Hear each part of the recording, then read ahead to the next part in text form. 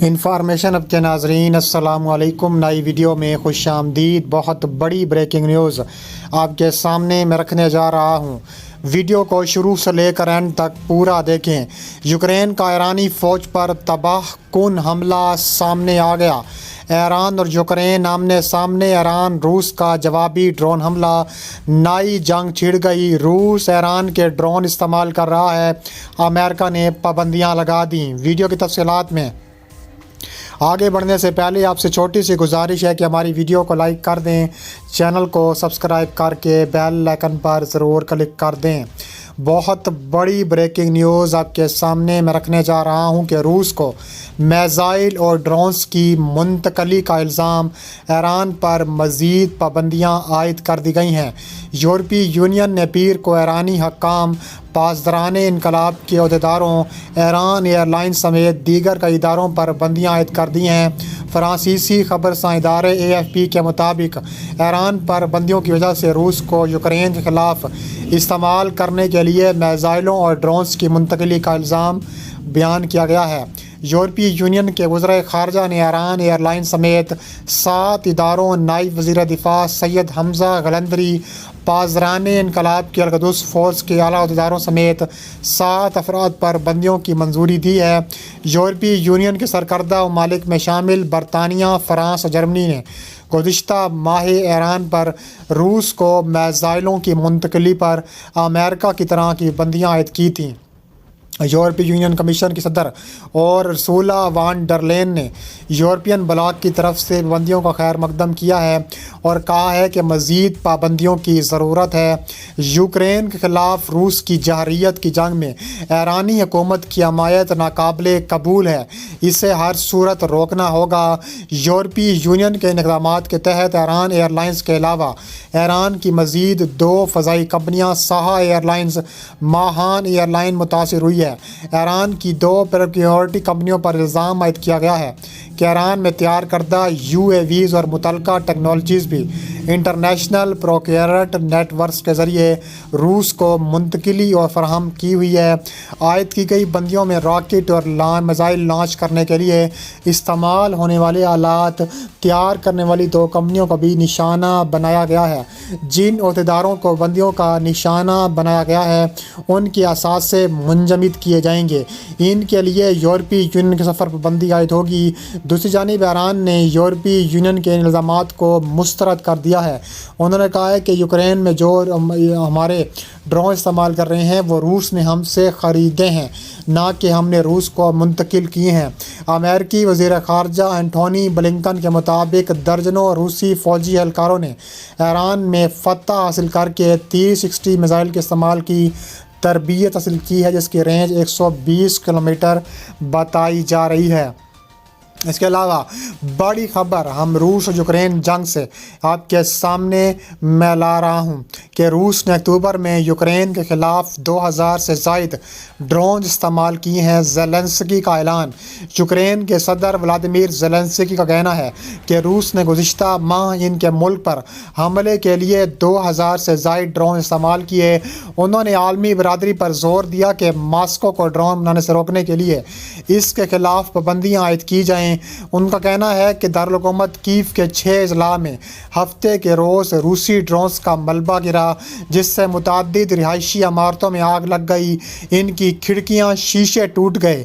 صدر زیلنسکی نے ہفتے کے روز ٹیلی ویژن پر تقریر میں کہا ہے کہ اکتوبر میں یوکرین کے خلاف روزانہ ڈرون استعمال کیے گئے۔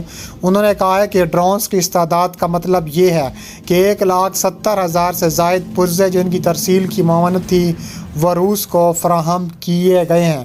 اس کے علاوہ مزید کہا جا رہا ہے کہ صدر زیلنسکی نے کہا ہے کہ اس سے ظاہر ہوتا ہے کہ دنیا کو خصوصی اجزاء اور وسائل کی برآمد پر قابو پانے کے لیے بہت زیادہ محنت کرنے پر توجہ دینے کی ضرورت ہے۔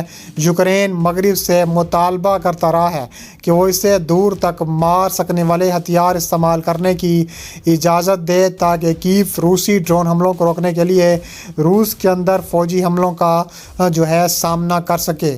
روس کا دونیتسک اور خرکیف کے کچھ علاقوں پر قبضہ سامنے آیا ہے۔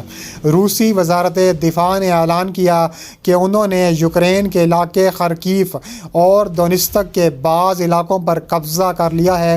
وزارت کی طرف سے جاری کردہ بیان میں یوکرین میں روسی مسلح افواج کی کارروائیوں کے حوالے سے معلومات فراہم کی گئی ہیں۔ بیان میں کہا گیا ہے کہ روسی طیارے، ڈرونز، میزائل، توپ بردار دستوں کی مدد سے یوکرین کے درجنوں علاقوں پر بمباری جو ہے وہ جاری اور ساری ہے۔ بیان میں مزید بتایا گیا ہے کہ روسی فوج نے دونباس اور دیگر علاقوں کا کنٹرول سنبھال لیا ہے۔ کہا ہے کہ مغربی فوجی دستوں نے اپنے کامیاب حملوں کے نتیجے میں خارکیف کے علاقوں میں پرشوتروا بستی کو آزاد کرا لیا ہے۔ مرکزی فوجی دستے بھی اس میں سامنے آ چکے ہیں۔ اس کے علاوہ کہا جا رہا ہے کہ یوکرین نے روس کے 39 ڈرون جو ہیں وہ مار گرائے ہیں۔ کہا جا رہا ہے کہ حملوں میں کئی عمارتوں کو شدید نقصان پہنچا جبکہ ایک خاتون زخمی ہو گئیں۔ کیف کی انتظامیہ نے کہا ہے کہ روسی ڈرونز کا ملبہ دارالحکومت کے 6 اضلاع میں گرا جس سے فلیٹوں اور گاڑیوں کو نقصان پہنچا۔ کئی عمارتوں میں آگ بھڑک اٹھی جو بجھا دی گئی۔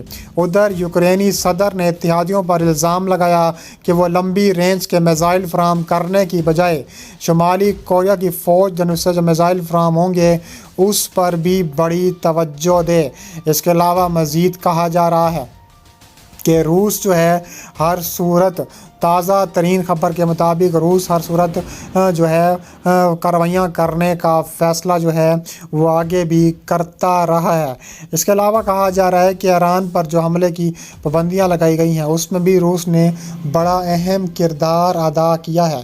یوکرین میں فتح تک روس کے ساتھ کھڑے رہیں گے۔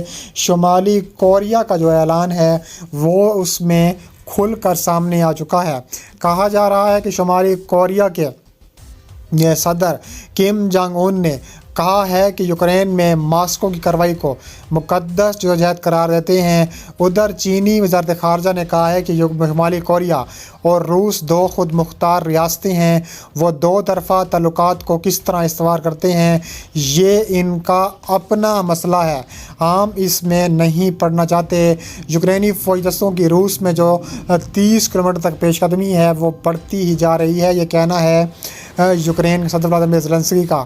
یوکرینی دستوں نے روس میں داخل ہو کر 30 کلومیٹر تک پیش قدمی کی ہے اور کہا جا رہا ہے کہ روس کی وزارت دفاع نے کہا ہے کہ روسی دستوں کی کورسک کے خطے میں یوکرینی فوجیوں کے ساتھ جھڑپیں ہوئیں۔ روسی وزارت خارجہ کے ترجمان نے کیف پر الزام لگایا ہے کہ اس نے روس کی پرامن آبادی کو اشتعال دلانے کی بھرپور کوشش کی ہے اور کہا جا رہا ہے کہ صدر زیلنسکی نے یوکرینی حملے کا اعتراف کرتے ہوئے کہا ہے کہ ان کا ملک جنگ کو جارحیت دکھانے والے خطے میں داخل ہو رہا ہے اور آگے بھی داخل ہوتا رہے گا۔